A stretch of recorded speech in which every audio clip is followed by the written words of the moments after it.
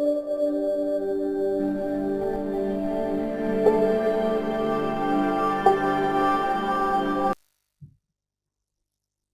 तुमच्यासाठी घेऊन आलोय वाक्यातील कर्ता आणि कर्म ओळखणे. परीक्षा कोणतीही असो, एमपीएससीने विचारलेला प्रश्न असो का सरळ सेवेमधून घेतली जाणारी पद आहेत किंवा घेतली जाणारी पेपर आहेत, यामध्ये तलाठी असेल, वनरक्षक असेल, टीएटी असेल, पोलीस भरती असेल, जिल्हा परिषदेचा पेपर असेल, पशुसंवर्धनचा पेपर असेल, या प्रत्येक परीक्षेला विचारलेल्या प्रश्नाचं उत्तर तुम्हाला अगदी एका सेकंदामध्ये काढता आलं पाहिजे. खरंच का सर? तर यास त्या पद्धतीच्या संकल्पनाच्या सेशनमध्ये आपण क्लिअर करून घेणार आहोत. नमस्कार, मी लक्ष्मण चौधरी, सर्वांचं लक्ष मराठी या ऑनलाईन प्लॅटफॉर्मवर सहर्ष स्वागत करतो. आजच्या लेक्चरमध्ये सविस्तर चर्चा आपण करून घेणार आहोत. आता यामध्ये सर्वात पहिल्यांदा आजच्या सेशनमध्ये आपल्याला काय अभ्यासायचं आहे, तर यामध्ये घ्यायचं आहे वाक्यातील कर्ता आणि कर्म ओळखण्याची नेमकी पद्धत काय आहे. आता यामध्ये सर्वात पहिल्यांदा कर्ता ओळखण्याची पद्धत काय, नंबर 2 मध्ये कर्म ओळखण्याची पद्धत काय असणार आहे, संयुक्त क्रियापदातील वाक्यातील कर्ता कशा पद्धतीने आपण ओळखला पाहिजे, आणि 4 नंबरला मी तुम्हाला सांगणार आहे कोणत्या वाक्यात कर्ता स्वतंत्र पद्धतीने आलेला नसतो. यावरती बऱ्याचदा प्रश्न विचारले, सरळ सेवेला सुद्धा विचारून झाली आहेत आणि एमपीएससी ला सुद्धा विचारून झालेली आहे. मग या सर्व गोष्टींसाठी नेमकं काय लक्षात ठेवलं पाहिजे. मित्रांनो, कर्ता आणि कर्म खूप जास्त महत्वाच्या संकल्पना आहे मराठी व्याकरणातल्या, कारण की त्यावरती बरेचसे घटक अवलंबून, म्हणजे नामाचा अभ्यास करायचा असेल तर आपल्याला सर्वात महत्वाची गोष्ट कर्ता कर्म ओळखता आलाच पाहिजे. क्रियापदामध्ये अकर्मक आणि सकर्मक ह्या दोन संकल्पना, ह्या व्याकरणातल्या दोन संकल्पना समजण्यासाठी कर्ता आणि कर्म महत्वाची भूमिका पार पाडतो. नंबर 3 मध्ये विभक्ती ओळखायची असेल, विभक्ती जर आपल्याला दिलेल्या वाक्यातील कोणत्या प्रकारची विभक्ती आलेली आहे त्यासाठी कर्ता आणि कर्म महत्वाची जबाबदारी पार पाडत असते. त्यानंतर नंबर 4 मध्ये प्रयोग म्हटल्यानंतर तुम्हा सर्वांना माहिती आहे, तो कर्तरी प्रयोग असो का कर्मणी प्रयोग असो का भावे प्रयोग असो, कोणत्याही प्रयोगावरती प्रश्न विचारलेला असेल तर कोणत्याही प्रयोगावरती प्रश्न विचारलेला असताना वाक्यातील कर्ता आणि कर्म महत्वाची जबाबदारी पार पाडत असते. म्हणून बरेचसे घटक कर्ता आणि कर्मावरती अवलंबून आहे आणि प्रत्येक वेळेस परीक्षेमध्ये मार्क देणारा घटक, बऱ्याच जणांचा मार्क घेऊन जाणारा घटक, तो म्हणजे वाक्य पृथक्करण. वाक्य पृथक्करण मध्ये सुद्धा महत्वाची जबाबदारी पार पाडण्यासाठी आलेला असतो कोण? उद्देश्य अतिशय महत्वाची जबाबदारी पार पाडत असतो. मित्रांनो, उद्देश्य म्हणजे काय, तर उद्देश्य म्हणजे संकल्पना सर्वांना माहिती आहे. उद्देश्य म्हणजे वाक्यातील कर्ता. ओके, अशा पद्धतीने हे सर्वच्या सर्व घटक त्यावरती अवलंबून आहे. आता प्रत्यक्ष आपण जाऊया पुढे, आणि पुढे बघा आता यामध्ये क्रियापद महत्वाची जबाबदारी पार पाडते. क्रियापदाशिवाय तुम्ही वाक्यातील कर्ता ओळखू शकत नाही. मग आता क्रियापद म्हणजे काही संकल्पना क्लिअर असणं महत्वाचं आहे. क्रियापद म्हणजे काय? वाक्याचा अर्थ पूर्ण करणारा शब्द व वाक्यातील क्रिया दर्शविणारा शब्द. याला मराठीमध्ये काय म्हटलं जातं, तर याला मराठीमध्ये म्हटलं जातं क्रियापद. म्हणजे वाक्यातील अर्थ पूर्ण करण्यासाठी जो शब्द आलेला असतो, वाक्यातील क्रिया दर्शवण्यासाठी जो शब्द आलेला असतो, अशी दोघं पद्धतीची संकल्पना एकत्र आलेली असते. त्याला मराठीमध्ये काय म्हणतात, तर त्याला मराठीमध्ये क्रियापद म्हणतात. आणि क्रियापद वाक्यातील कर्ता असो वा कर्म असो ते ओळखण्यासाठी महत्वाची भूमिका पार पाडत असते. जाऊया पुढे बघा. आता जर इकडे आपण लक्षात घेतलं तर क्रियापदामध्ये महत्वाची गोष्ट असते ती म्हणजे कोणती? क्रियापदाचा मूळ धातू. आता मूळ धातू म्हणजे काय, तर मूळ धातू म्हणजे क्रियापदाचे प्रत्ययरहित रूप म्हणजे मूळ धातू आहे. म्हणजे बघा, आता इकडं वाक्य दिलेलं आहे की सौरभ शाळेत जातो. आता सौरभ शाळेत जातो, क्रियापद कोणता आलेला आहे, तर क्रियापद आलेला आहे जातो. इकडे बघा, आता क्रियापद आलेला आहे जातो. ओके, आणि आपल्याला आता या क्रियापदाचा मूळ धातू ओळखायला सांगितला तर कोणता येणार, तर या क्रियापदाचा मूळ धातू येणार जा. ओके, अशा पद्धतीने हा क्रियापदाचा मूळ धातू आहे. म्हणजे वाक्यातील कर्ता आणि कर्म ओळखण्यासाठी आपल्याला हा मूळ धातू अतिशय महत्वाची जबाबदारी पार पाडत असतो. पुढे बघा, आता इकडे जर आपण बघितलं तर कर्ता म्हणजे काही माहिती असणं गरजेचं आहे. आता कर्ता म्हणजे काय, तर वाक्यातील क्रिया करणारा जो घटक असतो त्याला काय म्हणतात? कर्ता असं म्हटलं जातं. त्यानंतर आता बऱ्याचदा आयोगाने एमपीएससीने यावरती प्रश्न विचारलेला, थोर व्याकरणकार दादोबा पांडुरंग तर्खडकर यांनी कर्त्याची सांगितलेली व्याख्या आयोगाने परीक्षेमध्ये विचारलेली आहे. मग ती व्याख्या काय बघा, वाक्यात दर्शविलेल्या क्रियेला प्रत्यक्षपणे किंवा अप्रत्यक्षपणे जबाबदार असणाऱ्या नामपदबंधास काय म्हणतात, कर्ता असं म्हटलं जातं. म्हणजे काही वेळेस तो प्रत्यक्षपणे जबाबदार असतो, काही वेळेस तो अप्रत्यक्षपणे जबाबदार असतो.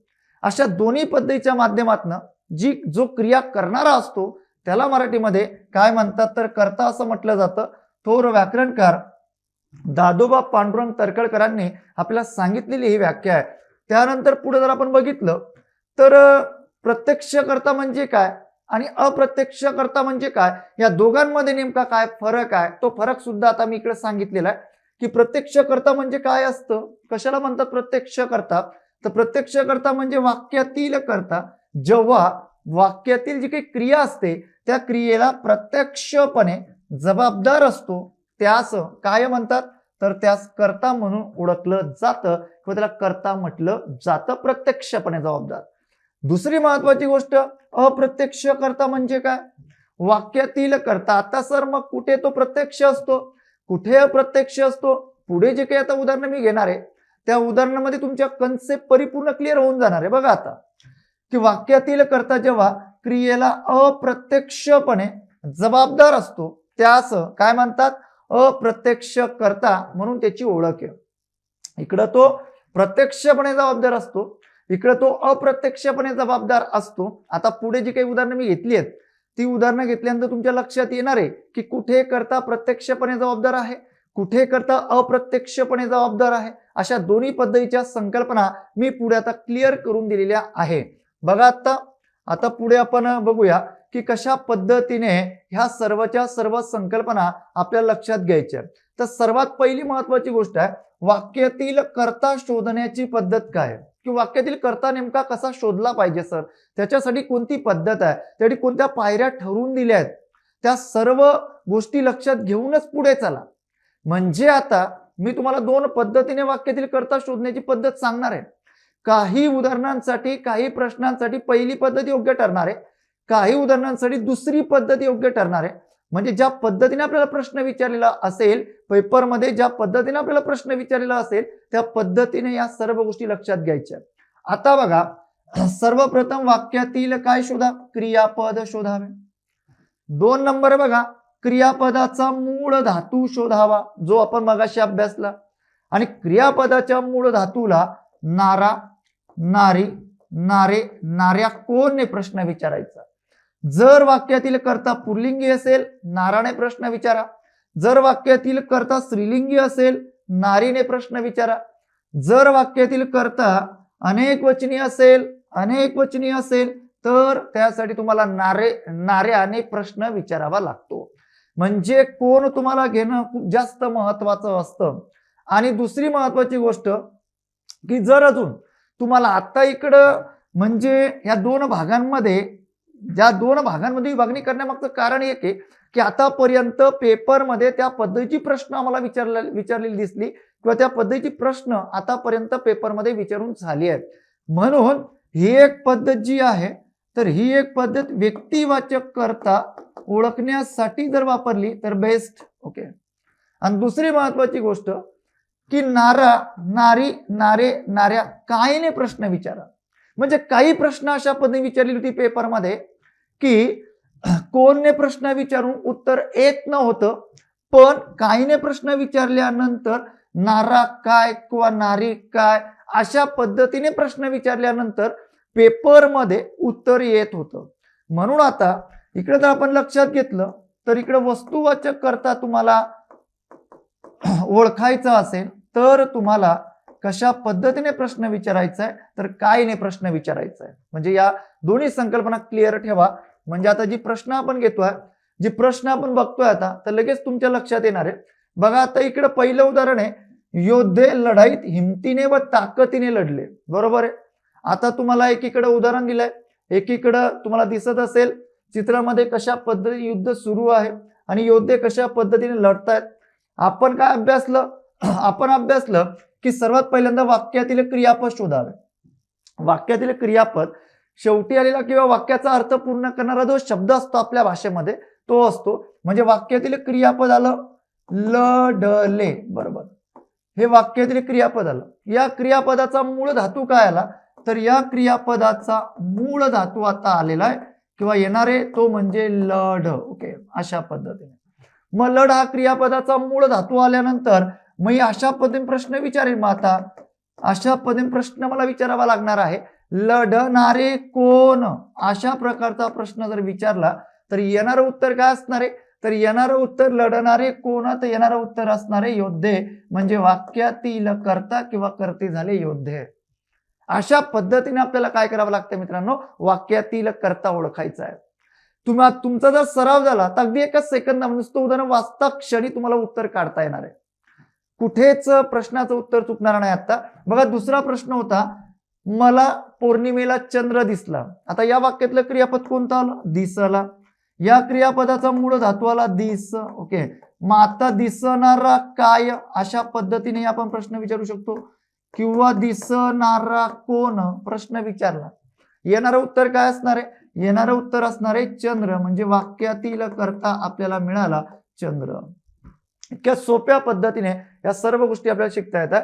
ही दोन उदाहरणं इकडे आपल्याला दिसतोय की चंद्र कशा पद्धतीने परिपूर्ण चंद्र इकडे आपल्याला दिसतोय. बघा आता पुढचं उदाहरण जर आपण लक्षात घेतलं तर हे उदाहरण की या उदाहरणामध्ये कोणने प्रश्न विचारला तर उत्तर येत नव्हतं, पण यावरती MPSC ने प्रश्न विचारलेला आहे. एकीकडं उदाहरण दिलेलं आहे, दुसरीकडं घर पडताना तुम्हाला दिसत असेल, बरोबर आहे. आता बघा दादाचे घर पडले. आता वाक्यातील क्रियापद कोणता आलेला आहे, वाक्यातील क्रियापदाला पडले, बरोबर. या क्रियापदाचा मूळ धातू कोणता आला, तर या क्रियापदाचा मूळ धातू आला पड, बरोबर.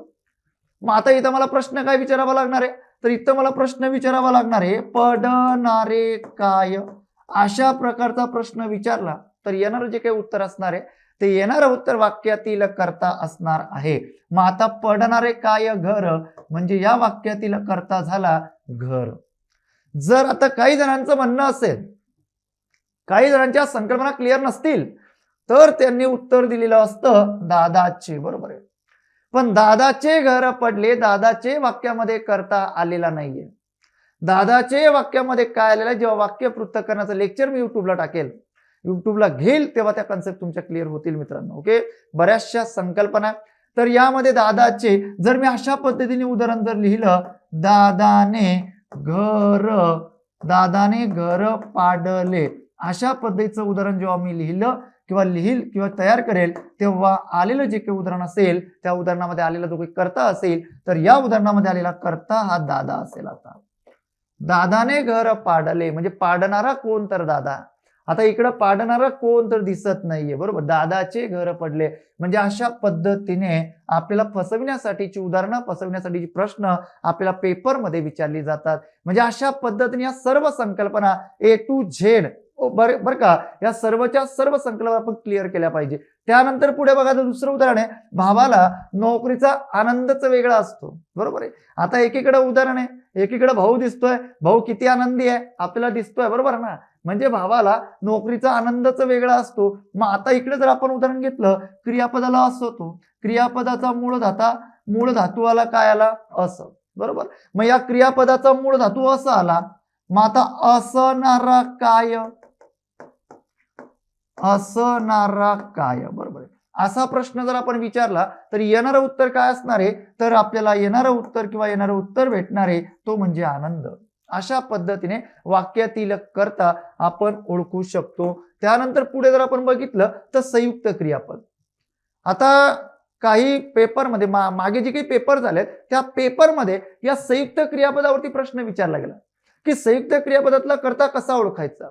सर्वात पहिल्यांदा संयुक्त क्रियापद म्हणजे काय ते माहिती असणं गरजेचं आहे. धातू साधित क्रियापद व त्यानंतर येणारे सहाय्यक क्रियापद, दोन्ही क्रियापदे एकत्रित येऊन एकच क्रिया, अतिशय महत्वाची गोष्ट आहे, एकच क्रिया प्रकट करीत असतील तर त्यास संयुक्त क्रियापद म्हणतात. ओके, माहिती असणं गरजेचं आहे.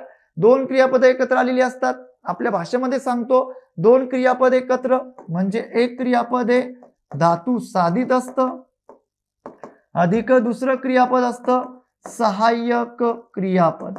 या दोन्ही क्रियापदांच्या माध्यमातून किती अर्थ प्रकट होतात, तर या दोन्ही क्रियापदांच्या माध्यमातून एकच अर्थ प्रकट होतो. अशा प्रकारची आलेली रचना म्हणजे संयुक्त क्रियापदाची असते, एकदम साध्या सोप्या सरळ शब्द. मग या वाक्यातील कर्ता नेमका कशा पद्धतीने ओळखला पाहिजे किंवा कशा पद्धतीने ओळखला जातो. उदाहरण आहे बघा, मुले मैदानावर खेळू लागली म्हणजे खेळणे आणि लागणे दोन्ही क्रियापद एकत्र आली आहे. मग ही दोन्ही क्रियापद एकत्र आल्यानंतर हे झालं संयुक्त क्रियापद. मग आता सर या वाक्यातील क्रियापद जर ओळखायचं असेल, बघा आता हे जे लागली आहे याला मराठीमध्ये सहाय्यक क्रियापद म्हणून ओळखलं जातं. आणि त्याच्या आधी आलेलं जे क्रियापद आहे खेळू ते धातू साधित आहे. ते धातू साधित का आहे? कारण की त्या क्रियापदाचा मूळ धातू जर आपण बाहेर काढला तर त्याचा मूळ धातू आपल्याला बाहेर काढता येतो. मग आता खेळू लागली, इकडं लागली, बरोबर आहे. म्हणजे इकडं खेळ या क्रियापदाचा मूळ धातू आहे. मग जो क्रियापदाचा मूळ धातू असतो किंवा वाक्यातील जे धातू साधित क्रियापद असतं त्या धातू साधित क्रियापदाला काय करायचा? प्रश्न विचारायचा आणि प्रश्न विचारल्यानंतर आपल्याला उत्तर मिळतं. मग आता इकडे काय, खेळणारा कोण किंवा खेळणारी कोण, अशा पद्धतीने जर आपण प्रश्न विचारला तर आपल्याला उत्तर भेटतं की मुले, बरोबर आहे. म्हणजे वाक्यातील कर्ता कोण मिळाली, तर वाक्यातील कर्ता मिळाली मुले. म्हणजे संयुक्त क्रियापदातील कर्ता कशा पद्धतीने ओळखायचा आहे हा कन्सेप्ट आहे माझा इथं. म्हणजे वाक्यातले धातू साधित क्रियापद असतं, ते धातू साधित क्रियापदाला तुम्हाला काय विचारावा लागतो? प्रश्न विचारावा लागतो. तेव्हा तुम्हाला संयुक्त क्रियापदातील उत्तर मिळतं किंवा कर्ता मिळतो. इकडे बघा, आपल्याला इकडं चित्रामध्ये दिसत असेल की मुले मैदानावरती खेळतायत, म्हणजे क्रिया करणारे कोण आहेत? ते मुलं आहेत. दुसरं उदाहरण बघा, बबलू एवढे लाडू खाऊन टाक. आता तुम्हाला इकडे दिसत असेल की बबलूच्या समोर किती मोठे लाडू आहेत, बरोबर का नाही? म्हणजे मोटू त्याच्या समोर किती मोठे लाडू आहेत आणि त्याला सांगितलंय की एवढे लाडू तू खाऊन टाक. मग आता खाऊन टाक हे झालं संयुक्त क्रियापद, बरोबर आहे. म्हणजे खाणे आणि टाकणे ही दोन जरी क्रियापद असली तरी दोन्ही क्रियापद काढली आहेत, एकत्र आलेली आहेत आणि या दोन्ही क्रियापदांच्या माध्यमातून एकच अर्थ प्रकट होतोय. म्हणजे अशा प्रकारची आलेली रचना ही संयुक्त क्रियापदाची असते. म्हणजे टाक हे कोणतं क्रियापद आहे? हे सहाय्यक क्रियापद आहे आणि त्याच्या आधी आलेलं जे क्रियापद आहे तर ते धातू साधित क्रियापद आहे. अशा प्रकारे आपल्याला माहिती असणं गरजेचं आहे. आता इकडं खाऊन याचा मूळ धातू काय आला? खा. मग याला आपल्याला प्रश्न विचारावा लागणार आहे, कारण की धातू साधित क्रियापदाला आपण प्रश्न विचारतो. याला प्रश्न विचारावा लागणार आहे, खाणारा कोण? असा प्रश्न विचारला तर येणारं उत्तर काय असणार आहे? बबलू असणार आहे. म्हणजे वाक्यातील हा कर्ता, वाक्य कोणतंही असू द्या, परीक्षा कोणतीही असू द्या, कर्ता कर्म ओळखता यायला पाहिजे. त्यानंतर आपण जर आता पुढे गेलो तर सर्वात महत्वाची संकल्पना आपल्याला अभ्यासायची आहे. आतापर्यंत तुम्हाला मी कर्माच्या बाबतीत बोललो, कर्त्याच्या बाबतीत बोललो.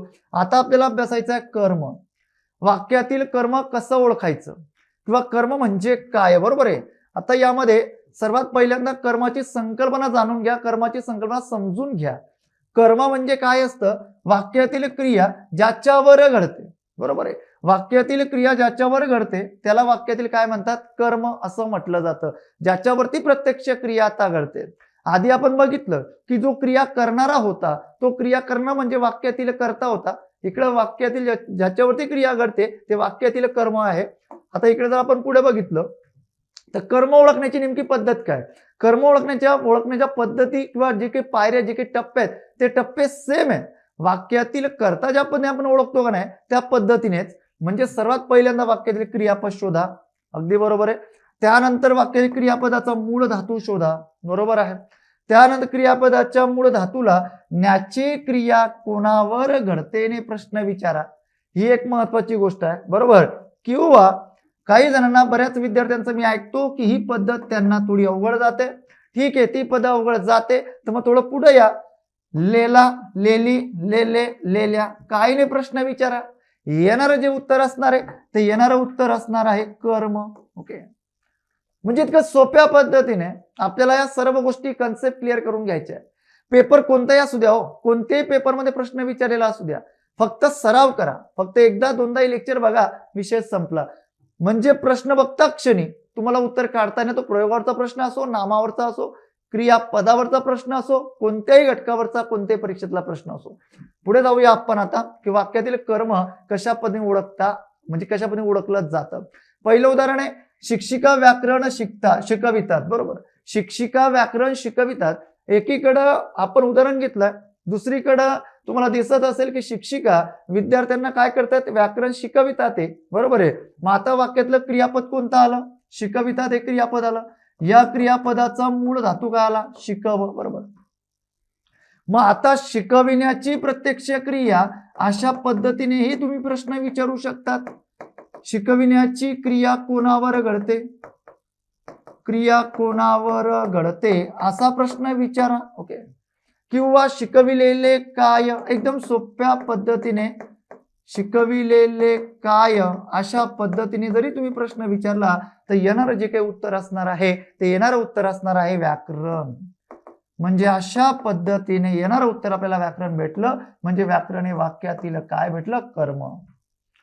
अशा पद्धतीने एकदम सोप्या पद्धतीने, एकदम म्हणजे मला तरी असं वाटतं की अगदी सेकंदाच्या आत आपल्याला हे उत्तर शोधता येते आहे. त्यानंतर पुढचं उदाहरण, आमच्या गावातील मूर्तिकार मूर्ती बनवतो.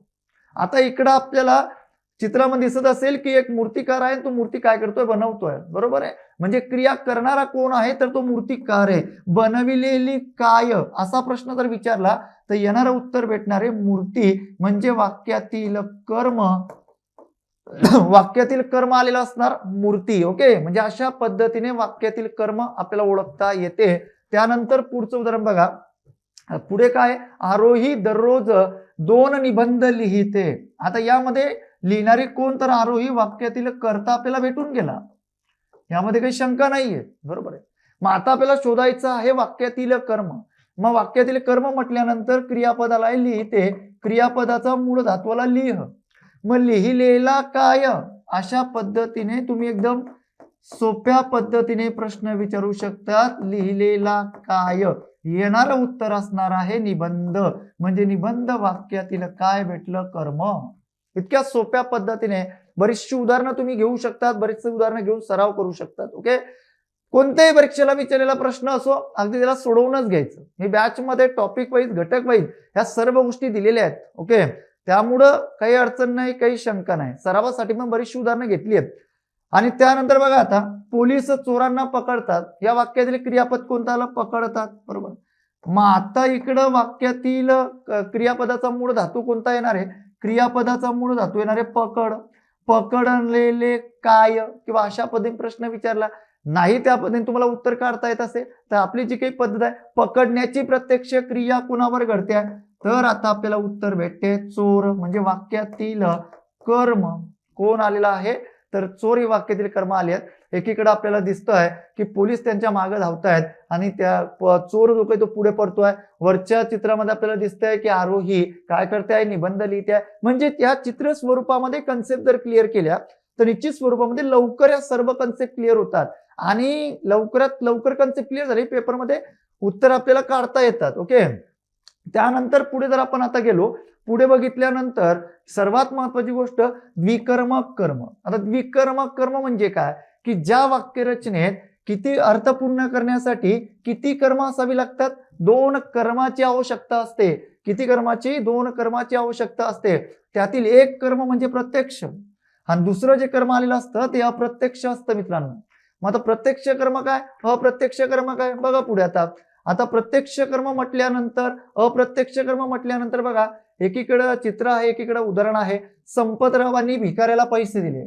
आता मित्रांनो, प्रत्यक्ष कर्म जर तुम्हाला ओळखायचं असेल वाक्यामधून, प्रत्यक्ष कर्म आणि इकडं अप्रत्यक्ष कर्म, या दोन्ही संकल्पना जर तुम्हाला क्लिअर करायच्या असतील तर प्रत्यक्ष कर्म ओळखण्यासाठी, प्रत्यक्ष म्हणजे काय, तर व्याकरणामध्ये त्याला म्हटलं जातं वस्तुवाचक कर्म. कोणतं, वस्तुवाचक. आणि जे अप्रत्यक्ष कर्म असतं त्याला म्हटलं जातं व्यक्तिवाचक. थोडं या संकल्पना सांगून देतो म्हणजे अजिबात तुम्हाला अडचण निर्माण होणार नाही, कन्सेप्ट क्लिअर होतील.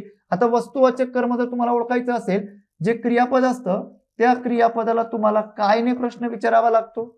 आणि जर तुम्हाला अप्रत्यक्ष कर्म ओळखायचं असेल मित्रांनो, प्रत्यक्ष कर्म आणि इकडं अप्रत्यक्ष कर्म, जर तुम्हाला अप्रत्यक्ष कर्म ओळखायचं असेल, जे क्रियापद आलेलं असतं त्या क्रियापदाला कोणालाने प्रश्न विचारायचा. आता उदाहरण आहे, संपतरावांनी भिकाऱ्याला पैसे दिले. एका चित्रामध्ये तुम्हाला दिसत असेल, बरोबर आहे, की कशा पद्धतीने ह्या सर्वच्या सर्व गोष्टी आल्यात. तर आता बघा, जर आपण लक्षात घेतलं तर काय दिले अशा प्रकारचा प्रश्न जर आपण विचारला तर तिथं उत्तर आपल्याला भेटणार आहे. येणारं उत्तर काय असणार आहे? पैसे. म्हणजे इकडं आलेलं जे काही कर्म आहे तर ते वस्तुवाचक आहे. दुसरी महत्वाची गोष्ट, इकडे जर आपण प्रश्न विचारला पुढचा, कोणाला दिले अशा प्रकारचा प्रश्न जर विचारला तर कोणाला दिले? भिकाऱ्याला दिले. बरोबर आहे. म्हणजे आपल्याला इकडं उत्तर आलेलं दिसणार आहे किंवा उत्तर भेटणार आहे भिकाऱ्याला. म्हणजे हे काय आहे? हे अप्रत्यक्ष कर्म आहे आणि ते व्यक्तिवाचक आहे. म्हणजे अशा पद्धतीने प्रत्यक्ष अप्रत्यक्ष आणि प्रत्यक्ष कर्म ओळखण्यासाठी अप्रत्यक्ष कर्म ओळखण्यासाठी कोणत्या गोष्टी लक्षात घ्यायच्या, तर ह्या कन्सेप्ट मी तुम्हाला क्लिअर करून दिले. ओके. त्यानंतर पुढचं उदाहरण आहे, वडिलांनी भावाला शेतात पेरायला तांदळाचे बियाणे दिले. आता इकडं भाऊ जो काही येतो शेतात काय पेरतो आहे? तांदळाचं बियाणं जे काही ते पेरतो आहे. म्हणजे अशा पद्धतीच्या संकल्पना एकदम चित्र स्वरूपामध्ये या सर्व गोष्टी मी बॅच मध्ये सुद्धा घेतो आहे. ओके. आता इकडे बघा, वाक्याचे क्रियापद कोणतं आलं? दिले. बरोबर. मग जर मी पहिला प्रश्न विचारला काय दिले असा प्रश्न जर विचारला तर येणारं उत्तर काय असणार आहे? काय दिले? बियाणे दिले ना. म्हणजे येणारं उत्तर काय असणार आहे? बियाणे. म्हणजे तांदळाचे बियाणे म्हणजे बियाणे. बरोबर आहे. मग आता इकडे जर आपण लक्षात घेतलं तर हे वाक्यातील आपल्याला कर्म मिळालं. मग हे वस्तुवाचक आहे का व्यक्तिवाचक आहे? तर हे वस्तुवाचक आहे ना. म्हणजे अशा पद्धतीने आपल्याला उत्तर मिळालं, ते झालं वस्तुवाचक कर्म. कोणाला दिले असा प्रश्न विचारला, कोणाला दिले, बरोबर, तर येणारं उत्तर भेटणार आहे आपल्याला भावाला दिले. म्हणजे भाऊ म्हटल्यानंतर काय आहे? आता व्यक्तिवाचक आहे. म्हणजे अशा पद्धतीने या संकल्पना क्लिअर करता येणार आहे. म्हणजे एकीकडं भाऊ काय करतो आहे? शेतामध्ये तांदळाच्या बियाण्याची लागवड करतोय आणि ह्या सर्व कन्सेप्ट क्लिअर झाल्यानंतर निश्चितच पेपरमध्ये प्रश्न विचारल्यानंतर उत्तर जे काही आहे ते आपल्याला जमतं. आणि दुसरी एक महत्वाची गोष्ट आहे मित्रांनो आता, की कोणत्या वाक्यात कर्ता स्वतंत्र पद्धतीने वापरला जात नाही. अगदी शेवटचा मुद्दा होता तो, की कोणत्या वाक्यामध्ये कर्ता स्वतंत्र पद्धतीने आलेला नसतो. तर आता इकडे जर आपण लक्षात घेतलं तर भाव कर्तुक आणि अकर्तुक अशा प्रकारची क्रियापदाची आलेली जी उदाहरणं असतात त्या उदाहरणांमध्ये कर्ता स्वतंत्र पद्धतीने वापरलेला नसतो. मग आता आपण बऱ्याचदा वाचलाय ना, हे बऱ्याचदा अभ्यासलाय की भाव कर्तुक किंवा अकर्तुक. अकर्तुक म्हणजे काय? अकर्तुक म्हणजे कर्ता नसणे अशा प्रकारची रचना. भाव कर्तुक म्हणजे काय? की जो भाव आलेला असतो तो भावच वाक्यातला कर्ता असतो. अशा या संकल्पना आहे. या संकल्पना अशा पद्धतीने आपल्याला क्लिअर करून घ्यायच्या आहे. म्हणून इकडं अशा प्रकारची क्रियापदे वाक्याच्या शेवटी आलेली असतात. उजाडले, सांजावले, गडगडते, खवखवते, अंधारले, मळमळते, मावळले अशा प्रकारची क्रियापदे वाक्याच्या शेवटी आलेली असतात. ती रचना ही वाक्यातील कर्ता आणि कर्म ओळखण्यासाठी महत्वाची ठरते. मग अशा प्रकारच्या जे अशा प्रकारची क्रियापदे आलेली असतात त्या क्रियापदांमध्ये कर्ता जो काही आहे तो कर्ता वाक्यामध्ये आलेला नसतो. ओके. म्हणजे अशा पद्धतीने बघा, आता पहिलं उदाहरण घेतलंय, शेतातून घरी येताना मावळले. आता मावळले म्हटलं तर क्रियापद आलाय, वाक्यामध्ये कर्ता नाहीये. मावळणारे काय किंवा काही वाक्यामध्ये त्याचा अर्थ लागत नाही. म्हणून अशा पद्धतीने या भाव कर्तुक जो भाव दडलेला आहे तो भावच तिथे वाक्यातील कर्त्याची जबाबदारी पार पाडत असतो. ओके. डन. पंढरपूरला जाताना कात्रज जवळ उजाडले. बरोबर. आलेला क्रियापद उजाडले. म्हणजे अशा प्रकारे तुम्ही कोणतंही उदाहरण बघितलं, कोणत्याही पेपरला विचारलेला प्रश्न बघितला तरी त्यामध्ये कर्ता आलेला नसतो. ओके. म्हणजे अशा पद्धतीची आलेली रचना ही कुठे असते? तर भाव कर्तुक किंवा अकर्तुक अशा पद्धतीने या सर्व कन्सेप्ट क्लिअर करून घ्यायच्या मित्रांनो. आणि अगदी कमी वेळात मी वाक्याचे कर्ता कर्म सर्वतोपरी सर्व कन्सेप्ट क्लिअर करून दिले. कोणत्याही पेपरला प्रश्न विचारलेला असेल तर आता तुमचा प्रश्न चुकणार नाही. ओके. एकदा दोनदा आपलं लेक्चर बघा, काही अडचण नाही. आणि जर लेक्चर आवडलं असेल तर निश्चितच सबस्क्राईब करा, जास्तीत जास्त शेअर करा, लाईक सुद्धा करा आणि कमेंट सुद्धा करा. ओके. यानंतरचं लेक्चर, या घटकावर आधारित लेक्चर लवकरच मी घेणार आहे. ओके. सर्वांना धन्यवाद. जय हिंद, जय महाराष्ट्र.